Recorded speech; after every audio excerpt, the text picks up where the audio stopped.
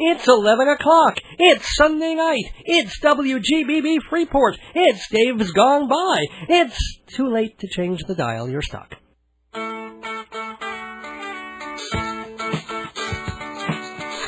Greetings from Long Island, where every highway is a sunrise. It's time for Dave's Gone By, an hour of comedy, talk, and music brought to you by Total Theater, with your host, Dave Lefkowitz. You've never heard anything like it, so sit back, relax, squeal if you must. Here's the host of Dave's Gone By, Dave! Tropical hot dog night. Like two flamingos in a fruit fight. Every color of day, whirling around at night. Well, there goes the neighborhood. Welcome, everybody, on this Sunday evening, August 24th, 2008, to the 288th episode. Yes, we've done 288 of these somehow, of Dave's Gone By. On WGBB Freeport. I'm Dave Lefkowitz, and tonight's episode is going to be kind of fun. It's going to be one of those things where it's eclectic the way I like it to be, in the sense that it's a mix of comedy, talk, radio, music, interviews, all that sort of thing. That's what we like to do. We like to keep it fluid and all sorts of different stuff happening. So, first part of the show, we're going to have a special guest. He is a singer-songwriter and a theatrical and cabaret composer. His name is Jeremy Schonfeld, and he hasn't had a Broadway show yet, but he'll be working on one pretty soon. Can't really give most of the details on that. But he has had some off- and off-Broadway stuff done. He's done a lot of cabaret work and stuff on CDs and with other singers. So, we're going to be talking to Jeremy Schonfeld about his career, his music, stuff like that. And then we'll be joined by my guest co-host, Jeff Goodman, who has just walked in here looking rather disheveled tonight. Everything all right, Jeff? I rather thought I sauntered in. Oh, no, you've got, first of all, a bruise on your forehead, or some sort of redness. Were you, passed out on the steering wheel or something? It's actually in the shape of a heart. You have this odd... Put a heart on for you. I always knew. Don't even... Thank you, ladies and gentlemen. Oh, by the way, this is the point in the program where we mention that David is married and straight. Yes, David is not gay. Thank you very much. Were you rubbing your forehead or something like that, or it's like bulbous? It's kind of got a redness bulbous. Where? Here? Here, like above the nose. It's interesting. You have like an alien growing in your head. Cool. Not that I know. Probably a gay alien. Because remember, Dave's not gay. Okay, so, Jeff, livening things up here. Well, it wouldn't be a love child or anything, would it? It could be, I don't know. I guess people have regular sex, have a certain baby a certain way. If you give head, then something comes out of your head. I don't know what that even means. But I've only been thinking about sex recently, so... Why have you been thinking about sex recently? Or, because I haven't been having any. This is going to be such a clean, nice show, and already I've been disgusting, and I don't know why. It just goes out the window when the clock ticks to 11. I get in front of the microphone, and I'm like, okay, what filthy things can I think of and share with America and the world at large? I don't know. Anyway, I don't want to waste too much time now, because the last 15 minutes of the show are going to go pretty much to you. Yay! Because after we get through with Jeremy Schonfeld and his music and talking to him, we're going to talk to Jeff because he went to Las Vegas again. He goes every few weeks. I love Las Vegas. Yeah, he likes to gamble, gets a free hotel room because he likes to gamble, because he gets a free hotel room because he likes to gamble. And and he also likes to travel and likes to fly. So we're going to talk about that and also some fun stuff that happened as soon as he got back from Vegas. We have to tell the Pene story, because that's one of the most beautiful things I've ever heard. The Pene?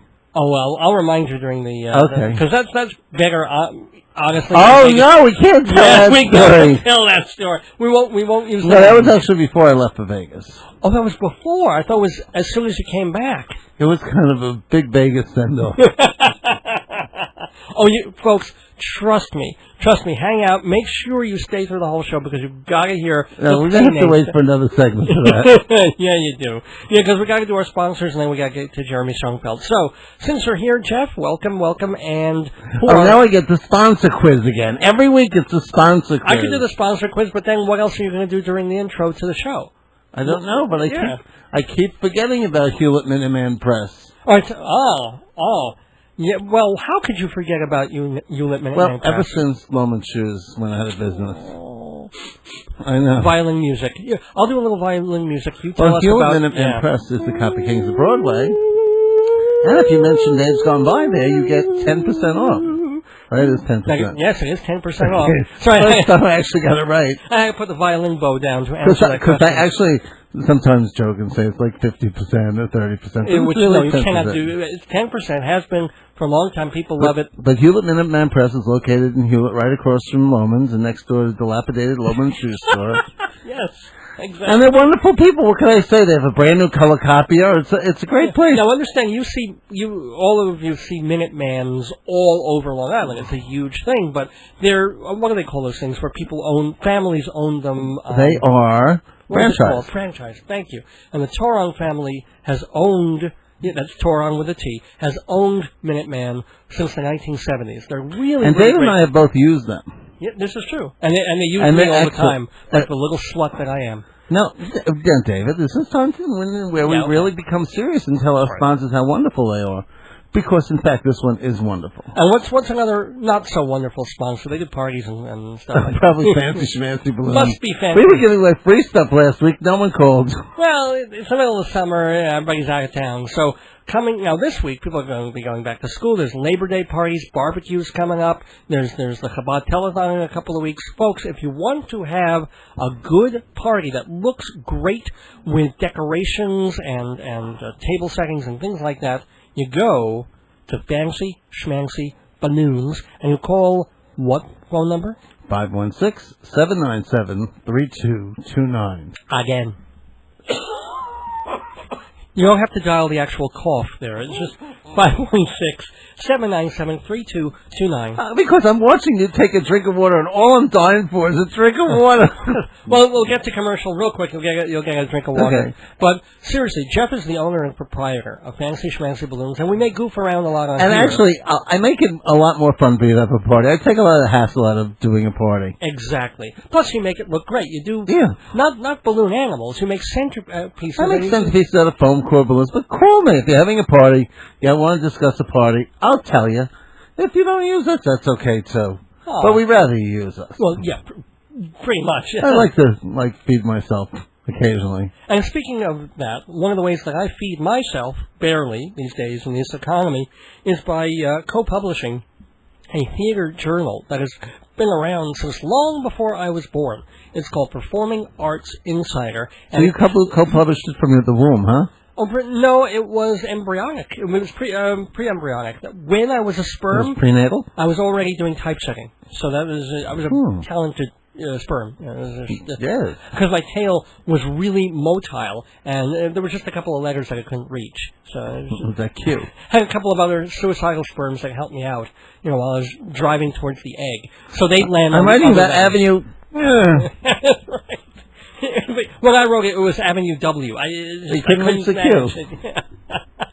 Anywho, Performing Arts Insider Theater Magazine, the Bible of Broadway for 65 years. Everything that you want to know about Broadway, off-Broadway, cabaret, opera, dance, everything going on the stages of, of New York. Performing Arts Insider comes to you either 12 times a year, or you can even get it 21 times a year. That's how often it comes out.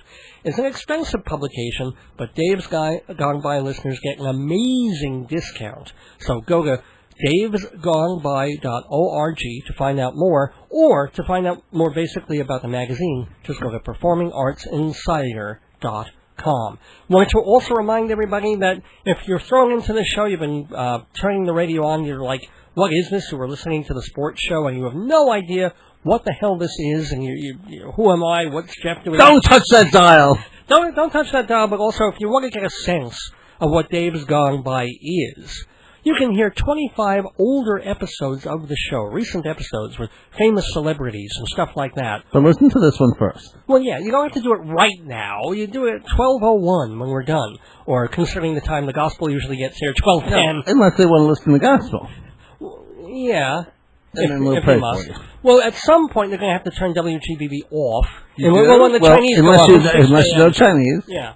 Well, go to AM 1240 WGBB.com, because in the archive section, which they only put up like 2 or 3 months ago, we now have bunches of Dave's Gone By episodes that you can listen to for free.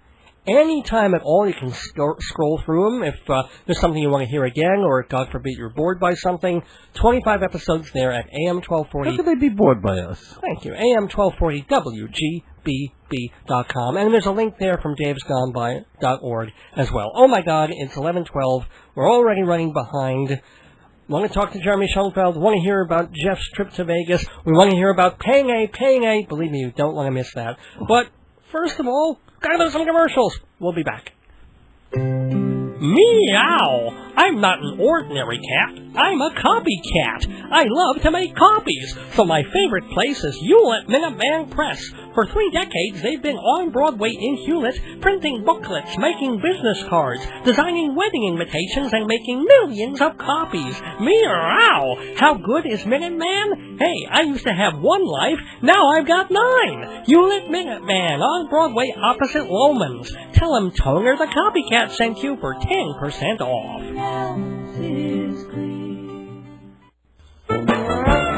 Do not adjust your set. There's a rabbi on it. Me. Every Wednesday and Friday morning at 7:30 on Cablevision Channel 115. I'm Rabbi Sal Solomon, spiritual leader of Temple Sons of Bitches in Great Neck, New York.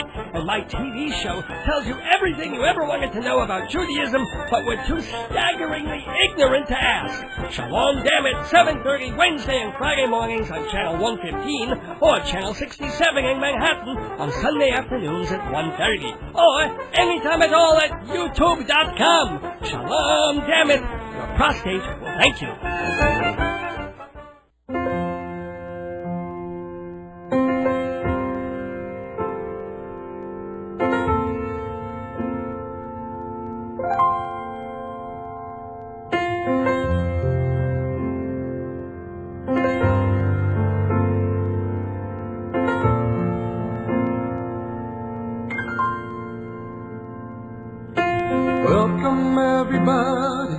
Thanks for coming here today.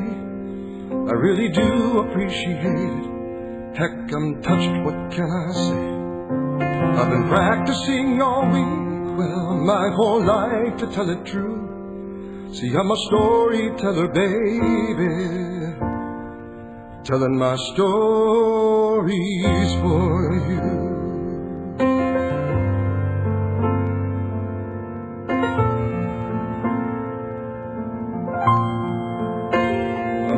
School to hone my craft, pour through every single draft of written words and notes I never wish I wrote.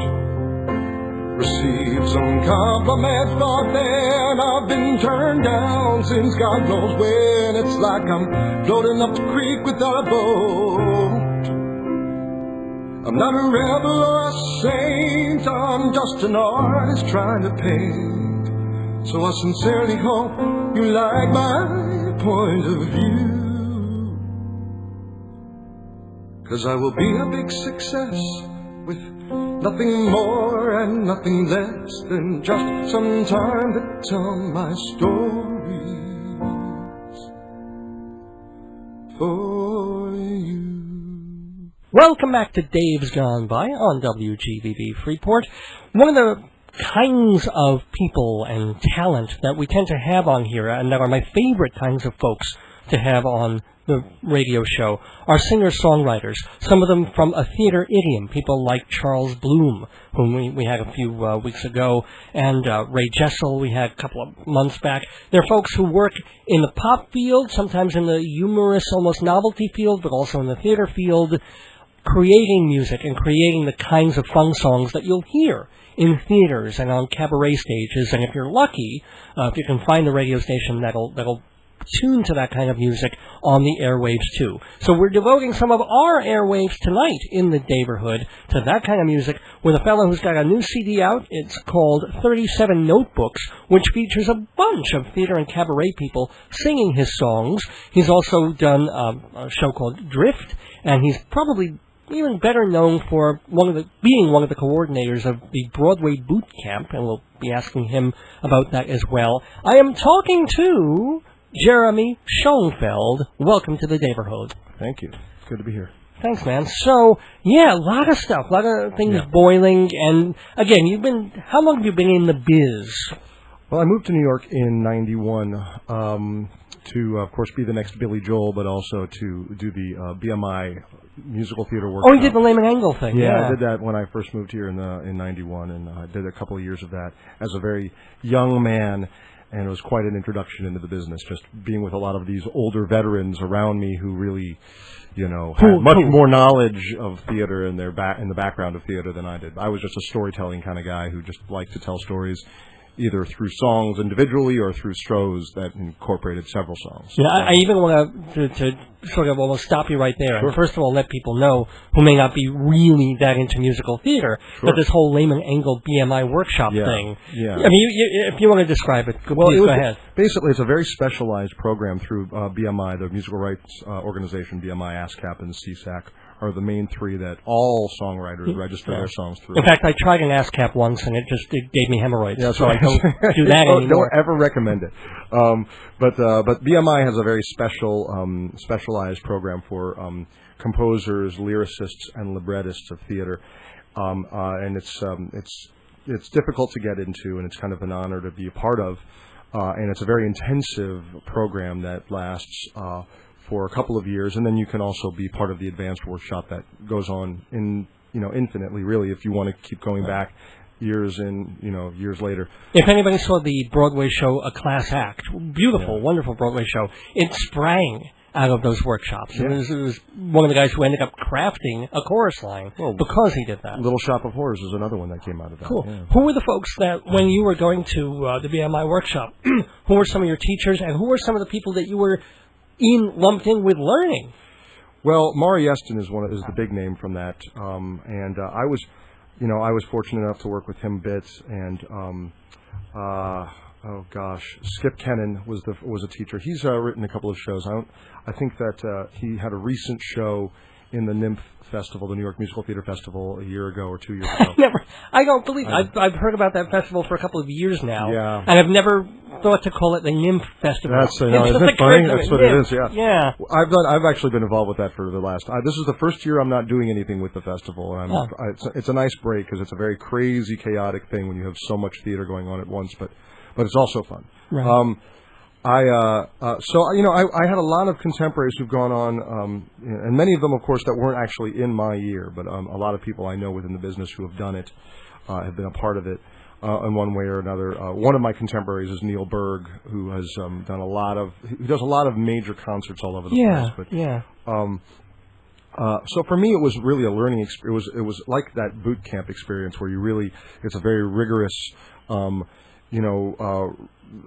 assignment-driven writing thing, and a lot of times what you do is you learn a lot, and then you sort of unlearn it as well. You sort of learn how to incorporate what you learn into what you do, and not change necessarily what you do, but just add more tools to the arsenal. When you came out of the BMI workshop, though, did you have that feeling that I guess I've had coming out of college, let's say? It was like, okay, I've done this. I've got 2 musicals on the ready. I'm ready.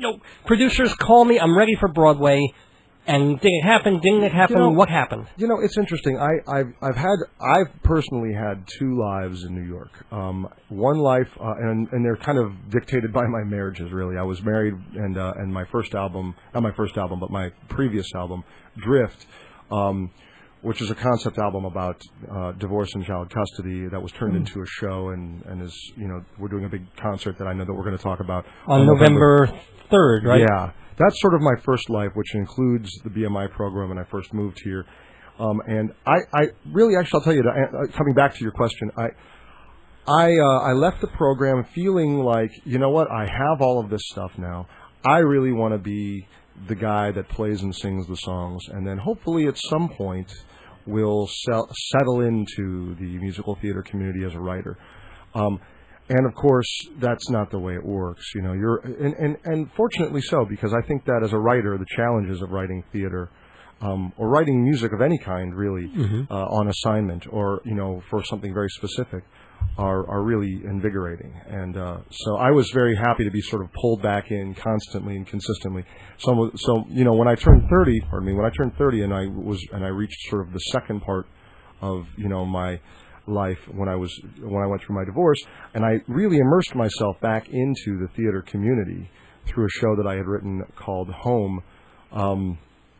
I was able to sort of touch back on a lot of the information that I had obtained in the program, also through my singer-songwriter years, and kind of put it all together so that I could do a variety of things. Well, it's funny. I was talking, as I mentioned just before, to Charlie Bloom, who was a friend of mine. We went to school together at NYU, and I asked him a question about the songwriting process, and he surprised me a little bit when he said that he loved writing for a musical, and found it much, much more difficult to write just a song, like in a standalone song for Cabaret. Because musical is almost written for you. You know where the scene's got to go. You know where it is. You know who's in it and who's going to be singing it and why. It's almost like, okay, follow the numbers and there's your song. Whereas a song out of context for one little Cabaret thing almost has to be a mini show by itself. It's got to come out there, hit on all four burners, and when it's over, and then the next one has to do the whole thing all over again. Yeah. Do you feel that way, or? I do. Well, it's an interesting thing because, obviously as a writer, there are different songs, as you mentioned. There are different types of songs that you have to write, and some of them, I come from a very personal place as a writer. Let's say for myself as a performer, and even for the performers that I use on, say, 37 Notebooks or on other projects and things.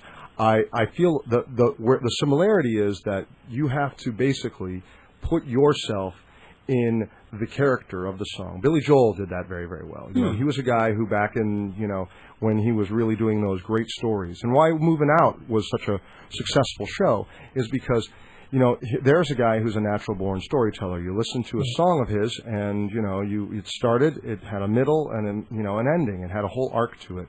And I think that as a writer, you are really a storyteller. Or not every writer works that way, but especially in the theater and in Cabaret, that is your responsibility to tell a story. And so I think that it's the challenge really for me is more a personal challenge. When you have an assignment, and let's say you even have a deadline, you get stuff done, But if it's just a song that you're writing, and the only person who knows whether you finish it or not is you can just sort of sit there and write a few lines and say, I feel like a sandwich, and then and then walk away, and then 6 months later you come back to it and say, oh wow, I think I'll go have another sandwich. So these things they sort of stew and cultivate over time, and gradually, if it's a song that's meant to happen. I don't want to go speak too ethereally there, but if it's a song that's meant to happen, you'll come back to it. You'll incorporate it into something else. That's kind of the theme of that 37 Notebooks, actually, sort of tying it into that. That's sort of the theme of what my notebooks are about. What are a couple of the songs on 37 Notebooks? Let's re-explain that 37 Notebooks is a compilation of Jeremy Schonfeld's songs performed by other people like? And myself. And you. No, but certainly, Tracy Toms is a very good friend of mine. She's closing Rent right now, but she's also in the Rent movie, and she's on Cold Case, and she's been in all sorts of movies. My good friend, Adam Pascal, who's a Rent person, and he's actually coming in for November 3rd to do my big show. When he's doing Drift with me now. But he sings, and Kate Schindel, who's a lovely singer, former Miss America, and from Legally Blonde, does a wonderful job. Julia Murney. I have two of the Green Witches, two Elphabas, Julia Murney and Shoshana Bean. Nice. And Shoshana I've worked with for years, since she used to work at Equinox, and I used to go to the gym there before she became the big star that she is. So, I really, the list now, goes how on. did this, to get these people on, did they choose the songs they wanted to do, or did you say, I think you would be so right for blah, blah, blah, blah? You know what, for the most part, I knew most of the people that I was working with. There are only a couple people on here I hadn't actually really worked with. I hadn't worked with Luther Creek on a song called Rock and Roll Fag. Rock and Roll Fag. Yes. You know we're going to play that one right at the end of the segment. That's for sure. And it's great. And it's actually it's from a show. What show? It was a piece. I'm involved with something for years called the A-Train musicals. These 24-hour musicals. Yeah. And I was sort of like the de facto head composer lyricist. You know, you basically ride the train and write a show on the train, and then put it up off book the next night. Right. On the A-Train. Speaking of writing and having to get stuff done and learning how to put your ego at the door, that's the process you go through. Well, they had the A-Train plays where they did it with plays, and you get the actors and directors, and 24 hours later, boom. That's exactly now, they're doing it, I guess, with musicals as well. It's both. It's plays and musicals. Now we do it once a year. It started they did one time with plays, and then they added musicals and sort of split the evening up. Cool. So now we did it at New World Stages recently in June as a benefit, and the last 3 years we've done it at the Altar Boys stage. But that was actually a longer version called Manhattan Bound, where I was set to task to write 8 songs over 6 days as the show was being written. Whoa! So the song "Falling Apart" and "Rock and Roll Fag" are both from that piece. So sometimes you get good stuff even if you have very limited resources and time. Some of the best songs are written in half an hour. Absolutely. And the ones that you can labor over for weeks or come back, and then it's just like... Yeah, exactly. And you wonder where the inspiration is. Well, I'm inspired to hear Rock and Roll Fag. Is there anything that the FCC should be worried about here, or us? Only the title. That's okay. It, really, I'm telling you. Good. Well, I don't even know how to introduce this, so we'll just hear Luther Creek singing a song by our guest, Jeremy Schonfeld, Rock and Roll Fag.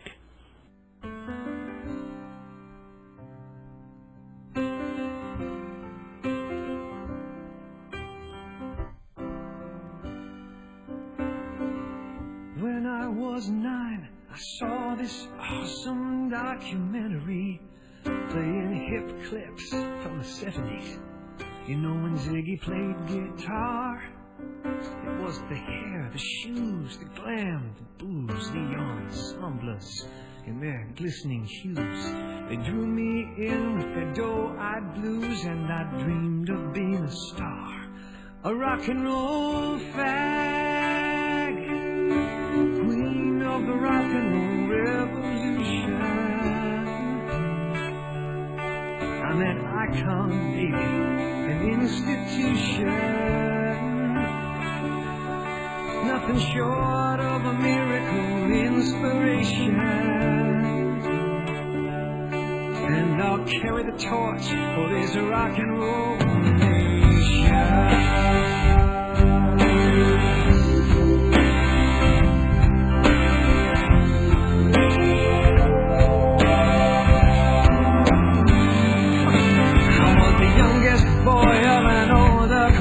Working twice as hard, singing twice as loud. Never needed anybody, was much too proud. Had to make it on my own. But the road was long and the river wide. It was hard to cross to the other side. So I packed it in, let the passion die. Never felt so alone. A rock and roll fag, queen of the rock and roll revolution. I'm an icon, baby, an institution. Nothing short of a miracle inspiration.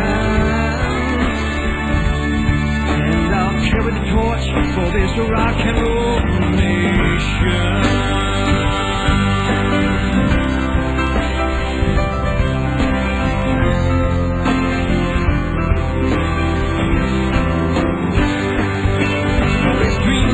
Getting somewhere, climbing mountains to the sky. So I paid my dues, man, I'd never lose. But your dreams won't always leave you, and the crowds don't always need you, and the broken heart can't feed you. Hell, if you try. Now it's time to say goodbye.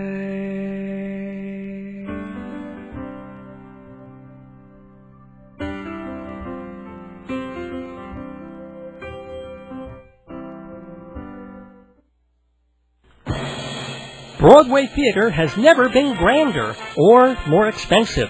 So, like any big purchase, you gotta do homework. You want to pick the best show or the most family appropriate, the best reviewed, or with the biggest stars or most interesting design. Everyone has different criteria. Performing Arts Insider answers them all. For decades, the Bible of Broadway that professionals check for every show on every New York stage. Visit performingartsinsider.com and see davesgoneby.org for a 30% subscriber discount. Now go, do your homework. We're back with composer Jeremy Schonfeld. Just before the break, we heard one of his songs performed by Luther Creek, Rock and Roll Fag. Hope you enjoyed that. So, again, going back to the whole process of songwriting, when did you realize that music was where you wanted to be and what you were going to do with your life? Well, it was very early on, actually. I've been writing since I was a kid, and, and all the piano lessons that I took growing up. It was very natural for me to instead of really, really learning the stuff I was supposed to learn, to incorporate what I enjoyed into music that I was trying to create. Right. And that sort of became an early process for me. And and lyric writing, as I sort of was able to form better sentences, I started writing those too. So I was one of the only people I knew who really kind of always had the idea that was it. I was a songwriter from get-go. Theater came a little later. Theater was high school. Just because as a songwriter, someone asked me they'd been doing some student-run musicals at the show. They said, "You'd like to write one?" So we kind of took what was more of a jokey form and actually wrote a real show. So it was a natural fit for me to kind of do that and to incorporate that into my songwriting. Yeah. It's obvious that one of your influences is Billy Joel, because we were just talking about what are some of the others, and what are the folks that you listen to now that people might be a little surprised that, that's in your CD or your iPod? Well, when you listen to 37 Notebooks, one of the things about the album, and I was trying to do this also as a conscious effort, was it is a wide variety of music. Rock and Roll Fag has that 70s kind of rock and roll, Bowie, Ziggy Stardust kind of thing. But then you've got, I've got a lot of songs that are have that Nashville bluegrass, Alison Krauss type of influence. I admire her. I grew up on 70s rock, so when I get influences for me, I love Paul Rodgers singing in Bad Company, for instance, okay. But I also really. Jason Robert Brown and I kind of travel some of the same circles, and Adam Gettle. These are friends of mine, and so I really admire what they do. I'm all over the place. I love Electric Light Orchestra. I love what they did with their orchestrations. They're very lush, Supertramp harmonies that are lush with nice. Some of my production values when I approach an album or I approach a track will come from that kind of a lush place instead of more of a theatrical place. And you wouldn't figure it would be necessarily right for Broadway, and yet one of the hits on Broadway is Xanadu, which is ELO, and it's old songs that people already know, but still, they're up there. Mamma Mia, one of the biggest hits on Broadway for years, is pop songwriting again, and Jersey Boys. Of course, and you look, and for me, of course, one of the first epiphanies as far as, bridging the gap between theater and pop was when I heard that Chess soundtrack. You're listening to that first track, Murano, and it goes from this very orchestral symphonic thing into this funky Murray Head-driven, pop song. And you think, wow, it can be done. You can do that? Oh, that's intriguing. So, it can come from a variety of places, honestly. I can be inspired by little moments in songs, entire albums, one track, a vocal. I like a lot of different things, but I'm very specific with what I like, but I like everything. Is the Broadway musical at a turning point, do you think? I think the past couple of years have really, something that Hair didn't quite do back in 1969, 70, 71. It didn't quite shift the whole paradigm of almost killed the musical in a way. Yeah. But now Broadway's really trying to incorporate all of it. So that you've got things that go into the pop range, like Wicked, and yet Wicked still sort of falls into an old-fashioned show in a way, almost. And then you've got the real pop musicals like Xanadu and Mamma Mia, and then you've got the things that are really out there pushing the envelope a little more, like Passing Strange. But of course, that was a terrible flop. Yeah. Marvelous music, but nobody went to see it. Well, yeah. Where's Broadway musical right now? Well, it's an interesting place because and we'll also sort of see how that bears out over the next couple of years with the economy the way it is, because ticket prices are obviously still incredibly high, and they have to really maintain that kind of a. A lot of this stuff is sort of business driven. That's not very exciting for listeners to, to get into. Of course, things that the sizes of orchestras and stagehands and all the stuff that goes into the background of a show and really is the expense of a show, which is why a show like Passing Strange is a hard show to make, dollar wise back. Even a show like Spring Awakening is not a huge success, even though one would think it is. It will become one, hopefully, but it's not the financial success that some of the major pop shows like a Hairspray or a Mamma Mia or a Wicked are. So I think you have an interesting movement. I mean, I know some of the young composers out there, and I believe that there are people definitely trying to elbow in and tell some interesting stories. And I think it's needed. I think theater has to coexist between big flashier shows and shows that have something, maybe they're a little bit more intimate as far as the storytelling and as far as the rawness of the material. And I think that there are shows that are going to split the difference there. But if it just goes back to, let's say, the 80s, and it's just the big, huge, and not to say that there's anything wrong with, with the Miss Saigons of the world or shows like that, but I mean, a lot of people will hearken back to that as being the death of a lot of the smaller shows. Right. Yeah. And meanwhile, now we have Title of Show, which is as small as a Broadway musical can possibly get. Right. And might be doing okay. It's going to be interesting to watch the box office on that. I'll be very interesting to see how 13 does as well. The Jason Robert Brown musical. Yeah, I mean, there's... the behemoth of the behemoth that is Billy Elliot is about to drop on us, and that show will be huge. I mean, I don't think anybody else is going to even try to compete with that. It's like Batman. There's going to be another Sunset Boulevard year where there won't even be anything else in the Tony category. You might as well not drop a show until next year at this point. Wow. I mean, Jason Robert can put a show down, but it's going to be huge. Wow. Okay. Well, they're trying Tale of Two Cities. I know. I hope. And I really hope because I know some of the guys that are behind that. These are guys who come from the acting background more than the producing background, some of these guys, and they've been working at it for a long time. So I don't know whether the show's going to be, particularly successful artistically or not, but the set, apparently, and the lighting are something to see. That's what I've been hearing. Have you heard that? Well, yeah, but, Whether that's enough, I don't know. So, Mrs. Lincoln, besides that, how'd you like the... Exactly. Everything is iPod this and download that. Whatever happened to good old-fashioned CDs? Well, at Dave's Gone By, we're still making them. Nearly every episode we've ever done is preserved digitally on compact disc and for sale at davesgoneby.org. And at a new low price, $10 per show, shipping and handling included. Add $1 per disc for a personalized autograph and check davesgoneby.org for multiple discounts. P2P, MP3, CD, me. Hello, this is Jeremy Schonfeld, singer-songwriter and composer-lyricist, and you are listening to Dave's Gone By, WGBB in Freeport. We're finishing our conversation with the talented and delightful Jeremy Schonfeld. Personal stuff. You were married at one point. Are you married again? Second person? Thank you. Yeah, Kids? My wife, one of the tracks on the album, Sarah Jane, is about my wife. And I do have a daughter from my first marriage, Alexandra, who is 11-year-old, lovely 11-year-old, living the Manhattan life. And I don't even live the Manhattan life. Lucky kid. You're right. Although we live in Brooklyn as a, Is your wife a singer-actress kind of a thing? She's not so much a singer, although she's an actress. Yes, she's just more of a straight theater, TV, film actress. Oh, cool. And you met?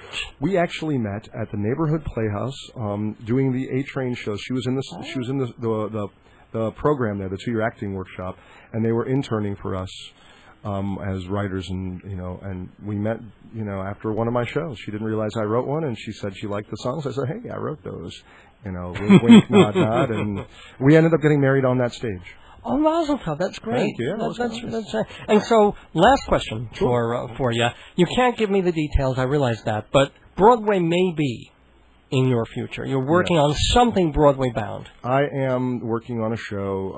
It's actually a very exciting project that based on a film that has a lot of fans. And, Behind the Green Door? No, exactly. Yeah, that's going to be amazing. I'm looking forward to doing that one. No, it's Scream a wonderful... Blackula Scream. Exactly. It's Batman. We're gonna compete with the Spider-Man musical. There you go. but no, it's going to be and news should be coming forward with that in the next few months. So you'll hear, look for that, and if you see Jeremy Schonfeld, that's something you'll say, aha. Oh, and speaking of seeing Jeremy Schonfeld and hearing him, November 3rd, they're going to be doing Drift at the New World Stages, is it? New World Stages, yes. And the people involved in that, as you said, Adam Pascal, Julia Murney, Jared Emick, Terrence Mann. I mean, I'm sure they're adding more. Sure, yeah. It's going to be a great big event. We're going to we're relaunching the CD, Drift, the original CD. We're remastering and remixing it, adding a couple tracks, and the songbook as well for it. So it's going to be a great evening. But between now and then, if people want to find out what you're doing and where you're doing these benefits, can you give me your website and stuff like that? Absolutely. If you go to www.jeremyschonfeld.com, you can get all the information about, and it attaches you right to everything for purchasing materials, to my MySpace account, anything that has to do with me, and you can Facebook friend me as well, and we'll get you all the information there. And just to be very clear, Schonfeld is spelled without that extra E in there, just Schonfeld. We removed the umlauts, but we didn't add the E, so SCHONFELD. Jeremy Schonfeld.com. Correct. And Jeremy Schonfeld, real person, I want to thank you so much for being in the neighborhood. My pleasure. Thank you.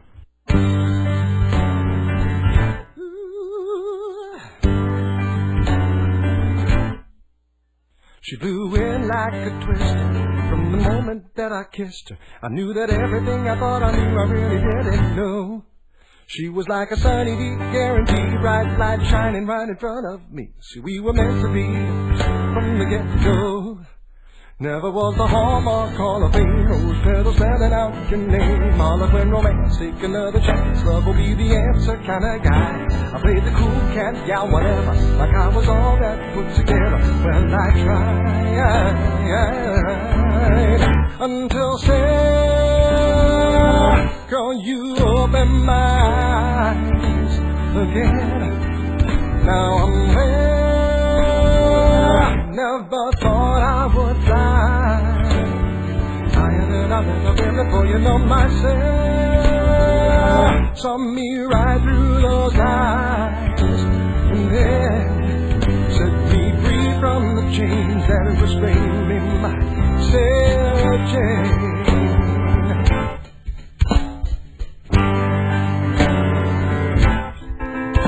She rolls in like the thunder, like the eighth freaking wonder. I can feel the energy shift lifting up the room.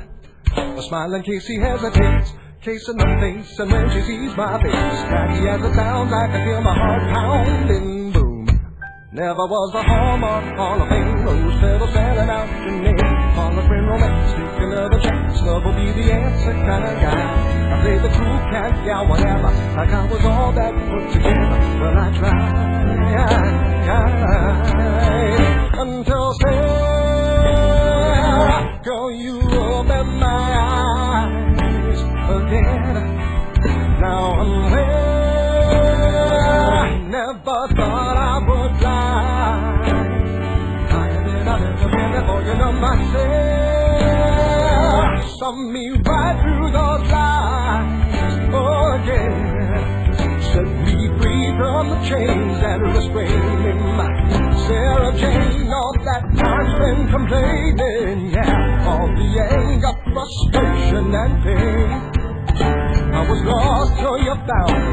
Now your love and surrounds me. You're the sunshine that dried up the rain. Sarah, girl, you open my eyes again. Now I'm where never thought I would fly higher than I've ever been. Looking at myself, saw me right through those lies, and then Set me free from the chains that are restraining my Sarah Jane.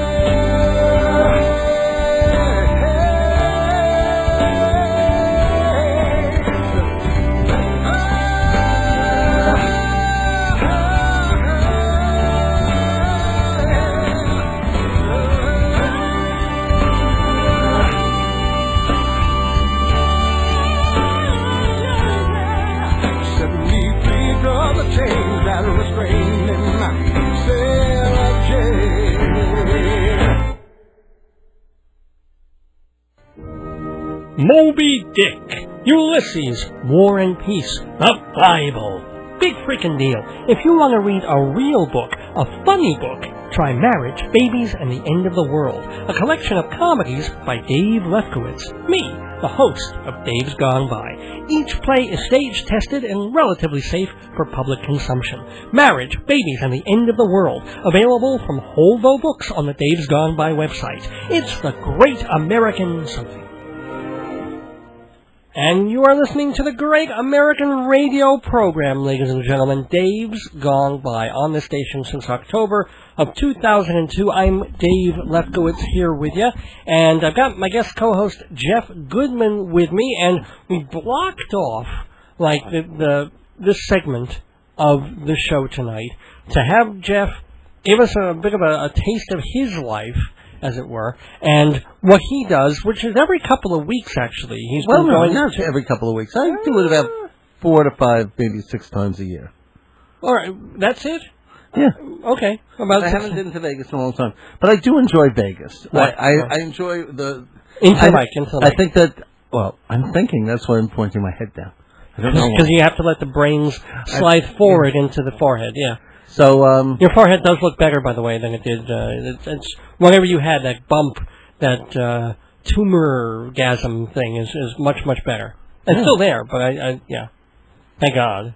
So, not thank God it's still there. Thank God it's better. But anyway, you love Vegas because... Why do you love Vegas? Oh, it's glitzy, glamour, gaudy. I just love that kind of crap. Okay. It's nicely put.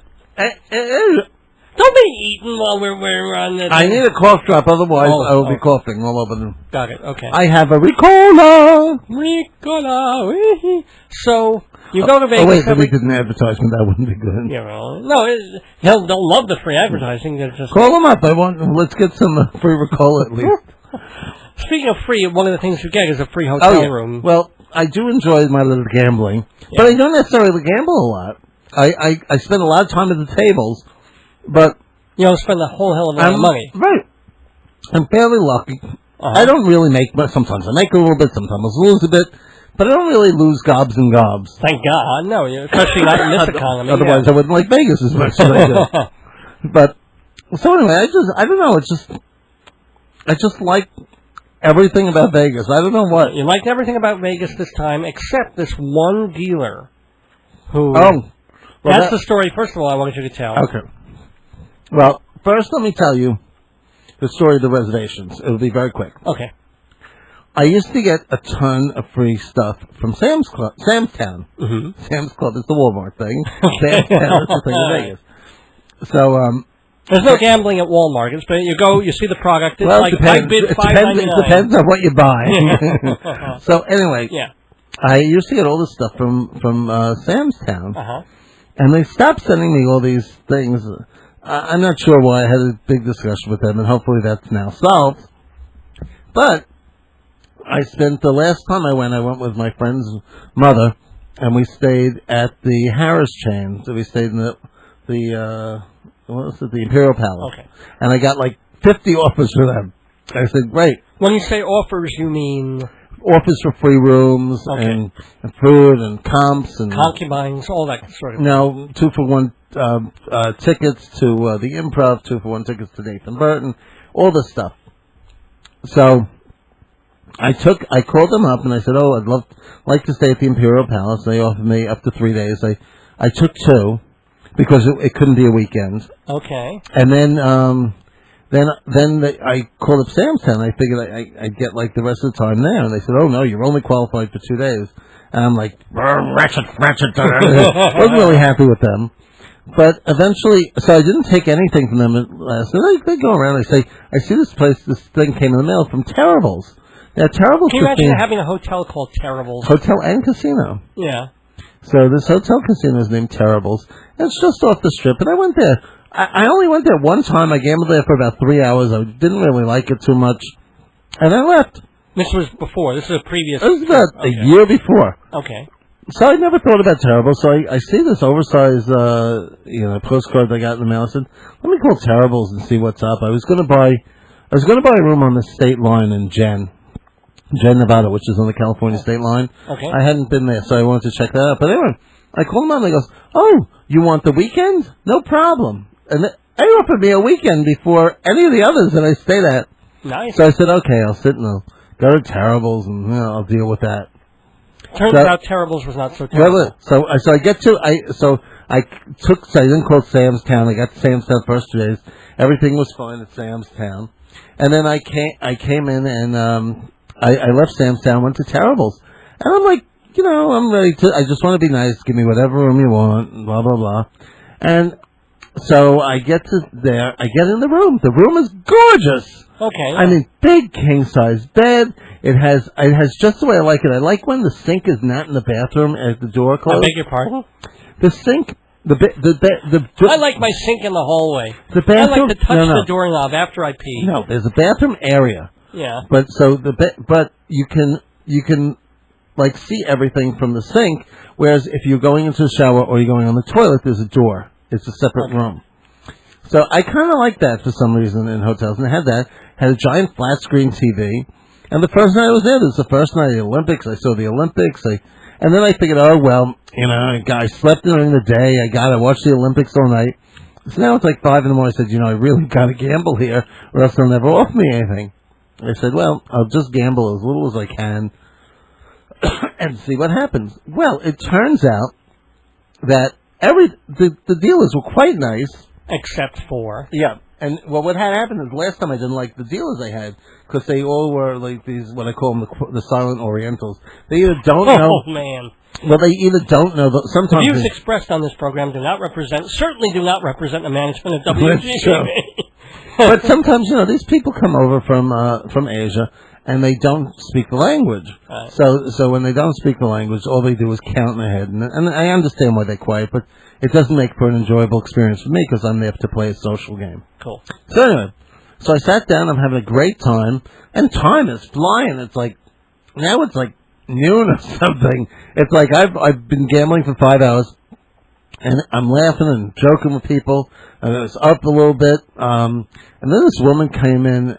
One of the dealers, a different dealer. I think her name was Anne. It was some 3-letter name. Okay. I'm pretty sure it was Anne. And she was Asian, but she happened to live here for a long time. And she's going, oh yeah, I did Pai Gow because I played Pai Gow poker. Okay. Which is it's an interesting game, but it's a very slow game because there are a lot of pushes.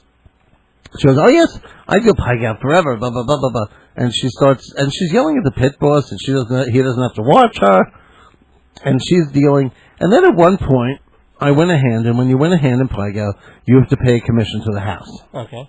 Now, before that, they would pay me. If I had the 50 cents, I'd give it to her. If I didn't have the 50 cents, they'd take it out of my winnings. They just give me the change. Well, she went ballistic. She goes, excuse me, can I have my 50 cents, my commission? I said, oh, I'm sorry. I thought you were going to take it out of the thing because I didn't have the 50 cents. Oh, I cannot touch your money. I said, okay, well, whatever. And she started going. I said, "Okay, here you go."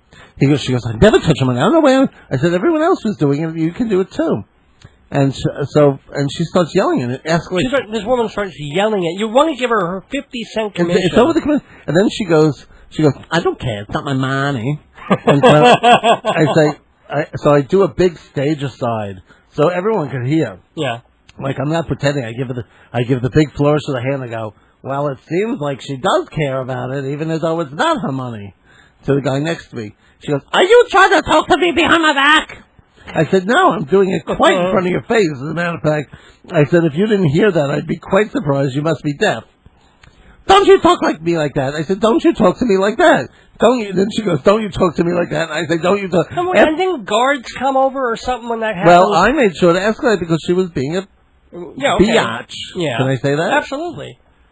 And as Dave looked at the time. Asians would say bilach. So what happened? Or Brits. Quickly, because I want to get to the penne story. We have no time. We don't have time for the penne story. We've got to... You stop that story. You tell the penne story. But anyway, I must tell you that the people came... First, the pit boss came over. Yeah. And I said, I'm sorry. I said, she shouldn't hit you. I mean, she like almost hit me. Good Lord. And it's all because of this 50 cent thing. And I didn't want anything. And he said that she had been problematic before. Yeah, well, no, not only did I get him, but I got the floor manager. Yeah. The whole casino. And he said she's been a problem before. They get a lot of complaints, but no one's, and then I said, well, fine. I said, you have a form, I'll fill it out. And he goes, oh, great. No one wants to fill out a form in Vegas. No one's getting anyone in trouble. Yeah. Just in case. And I would want to get someone in trouble, except I knew I knew she was totally wrong doing the stuff she was doing.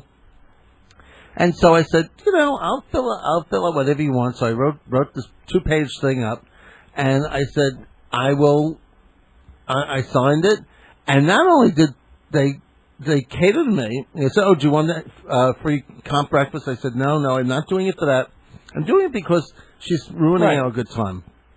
Not only did they were very nice to me, and then they took her and kicked it. They took her off the table and sent her home. Nice. Day. So, speaking of sending home, let's do a little commercial break, and then we'll be back to close the show and see if we can tell the penne story incredibly quickly. Do you know how easy and inexpensive it is to advertise on Dave's Gone By? You don't? Well, hey, it's even easier to find out. You can run a 30 or 60-second ad or sponsor a show segment or the whole show. Just go to davesgoneby.org to see the rates. Or call 516-295-1511, 516-295-1511. Bring your message to my audience. Advertise on Dave's Gone By. Hello, this is Jeremy Schonfeld, singer-songwriter and composer-lyricist, and you are listening to Dave's Gone By on WGBB Freeport. Yes, and thank you so much to Jeremy Schonfeld, our guest in the neighborhood tonight. He's so talented. Please pick up a copy of want to slap him. 37 Notebooks is his latest CD. He's doing a whole bunch of stuff. So, and also he's... let's see. Oh, we're going to be playing his song House of Love, a gospel, kind of a gospel-y song to bring us into gospel time. And that's going to be performed by Shoshana Bean, again from the CD 37 Notebooks. Before Jeff finishes that little story, we want to thank our sponsors. Performing Arts Insider, Theater Magazine, The Bible of Broadway. Go to performingartsinsider.com for more information about that. 10% off for Dave's Gone By listeners on any job, big or small, copies, printing, binding, whatever you need. You didn't tell them this. We're talking about Hewlett Minuteman Press. That's right. Hewlett Minuteman Press, 1315 Broadway, next to the shell of the Bosnia of the Loman Shoe Store. And also Fancy Schmancy Balloons for all your party decorating needs. 516-797-3229. 516-797-3229. Want to remind everybody also that Shalom, damn it, Rabbi Saul Solomon's Peace, Love, and Acid Reflux Hour is still airing Wednesday and Friday mornings, twice a week, on Woodbury, Long Island Cable Channel 115, 7:30 in the morning. Those protesters haven't gotten it off the air yet, huh? No, not yet. And hopefully he'll have some new shows in the fall. That would be nice. I hear they're going to be great. You can also catch him on MNN, that's Manhattan Neighborhood Network, if you live in Manhattan. Channel 67, Sundays at 1:30 in the afternoon, and also anytime on YouTube.com, all his episodes. I want to do, again, before we finish this up, I want to say a farewell. I'm a member of the American Theater Critics Association, as is Jeff. We're a bunch of theater critics from all over the country. And this week we lost Jack Zink. He was 61 years old. He's been a critic in South Florida. He was very, very good to the organization, handled the treasury stuff and things like that. So he was also the founder of South Florida's Carbonell Awards. So I want to say a farewell to Jack Zink. He died of cancer this past week. And he was a good guy. And good. It's sad to lose also a mineral. Nicely put.